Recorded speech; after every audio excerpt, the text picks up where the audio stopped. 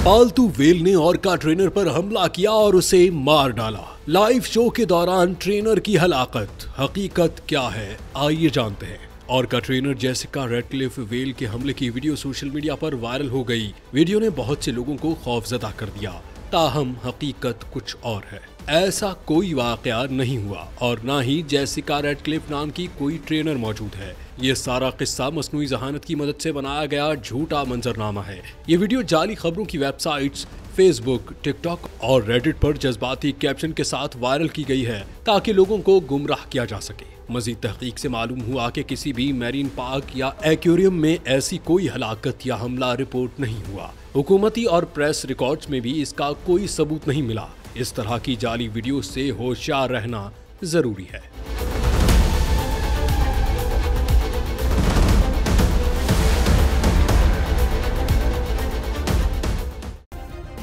Subscribe करें और bell दबाएं ताकि कोई खबर रह न जाए।